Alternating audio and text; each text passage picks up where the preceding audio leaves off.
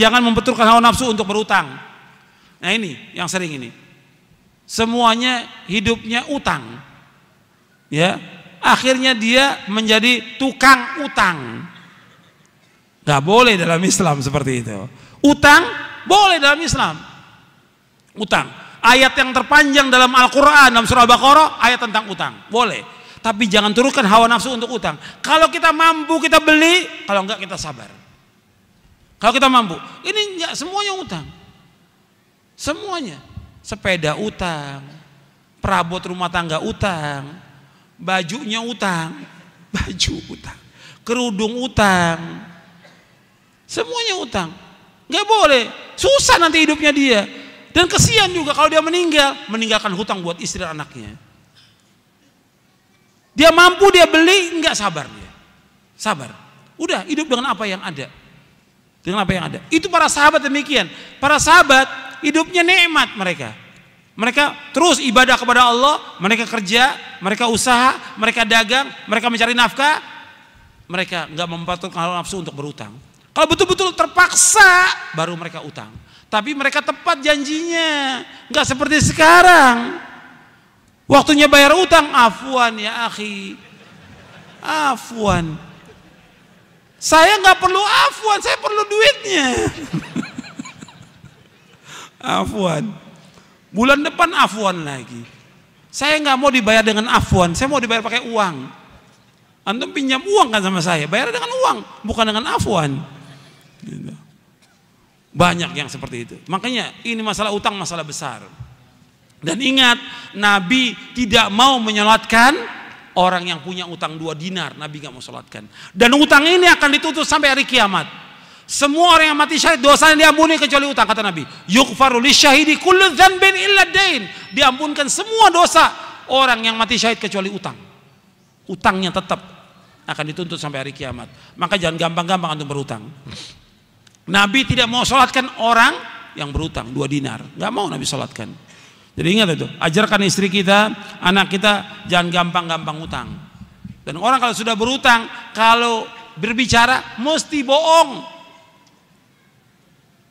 Kalau berjanji mesti menyalahi janji. Ini sabda Nabi. Orang kalau sudah berutang, kalau ngomong mesti bohong. Dusta. Kalau berjanji menyalahi janji. Kata Nabi, ketika Nabi kalau sholat itu di akhir tasyahud, Nabi selalu baca di akhir tasyahud, antum ingat tuh doanya. Allahumma inni a'udzubika min adzabi jahannam wa min adzabil qabr wa min fitnatil mahya wal mamat wa min syarri fitnatil masiihid dajjal. Allahumma inni a'udzubika minal ma'thami wal maghrami. Yang terakhir ini, Allahumma inni a'udzubika minal ma'thami wal maghrami. Ya Allah, aku berlindung kepada Engkau dari dosa dan utang. Aisyah bertanya, Rasulullah, kenapa engkau banyak berdoa kepada Allah berlindung dari dosa dan utang? Apa kata Nabi? Innar rajula idza gharima hadatsa fakadzaba wa wa'ada fa akhlafa. Sesungguhnya apabila seorang itu dia utang, maka dia berbicara mesti dusta, mesti bohong. Kalau berjanji mesti dia menyalahi janji. Dan ini kenyataan. Dan ini tanpa kecuali yang seperti ini. Yang orang awamnya, yang penuntut ilmunya, yang ustadznya. Ini nggak benar yang seperti ini. Harus diperbaiki lagi, akhlaknya diperbaiki lagi. Gitu. Kalau utang harus bayar. Kalau kita sudah janji sepekan, sebulan, 2 bulan bayar. Kalau 2 bulan sudah kita usaha untuk bayar, kita nggak mampu bayar, kita bilang datang kepada orangnya. Maaf, saya ini sudah usaha, ikhtiar, tapi saya belum mampu untuk bayar. Ngomong kepada orangnya, ngomong. Dan orang yang mengutangkan, dia harus memberikan tempo. Wa in kana dzu usratin fanadhiratun ila maisarah wa anta saddaqu khairul lakum in kuntum ta'lamun, kata Allah dalam surah Al-Baqarah. Kalau orang yang punya kesulitan gak mampu bayar, kamu berikan tempo sampai dia lapang. Kalau kamu sedekah kepada dia lebih baik, kata Allah. Kita ngomong, ini enggak waktu mau utang luar biasa. Waktu mau utang kepada kita SMS, telepon, datang ke rumah, nangis-nangis, luar biasa. Begitu dikasih janji sebulan, udah sebulan nggak datang, nggak ada kabar, la salam, wala kalam, wala khobar, sudah. 2 bulan ditanya, marah dia. Antum nagih sama saya, antum nggak percaya sama saya? Lo antum utang harus bayar. Wah, tambah marah lagi. Ini sikap banyak kaum muslimin seperti ini. Nggak boleh. Kalau utang harus bayar. Dia ketika dia berutang, dia berani ngadepi. Ketika dia nggak mampu bayar juga berani ngadepi. Datangi orangnya. Itu akhlak Islam, akhlak Islam. Antum lihat, saya ambil contoh satu. Ya, di zaman dahulu. Ini pelajaran buat kita semuanya ini. Dan juga buat para dai. Di zaman dulu sebelum Nabi Muhammad, jauh sebelum Nabi Muhammad SAW, cerita Nabi. Ada seorang berutang 1.000 dinar. Dia utang kepada seorang. Kemudian siapa janji? Kamu berjanji. Siapa saksinya? Kamu berutang pada saya. Allah. Siapa? Saksinya Allah. Siapa jamin? Allah. Kata dia. Allah, dia bilang. Sudah, hari ini dia berangkat safar dengan perahu ke satu tempat. Ketika sudah janji pada waktu itu, nggak dapat perahu dia untuk menyeberang.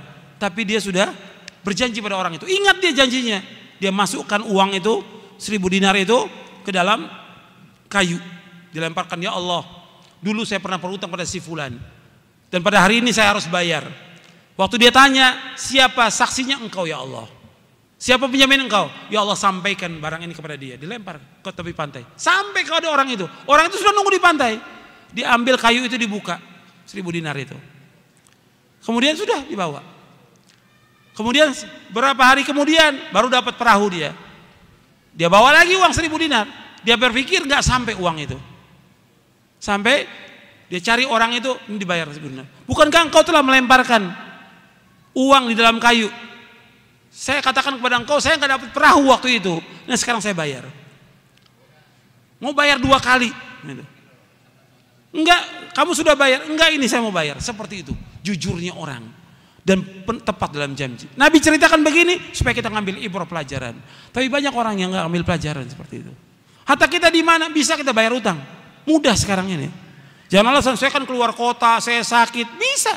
Kalau memang kita jujur, waktu bayar utang kita bayar. Kalau nggak mampu, kita telepon orang itu. Kita kirimin surat bahwa kita belum mampu untuk bayar. Itu ajaran Islam dan itu akhlak yang mulia.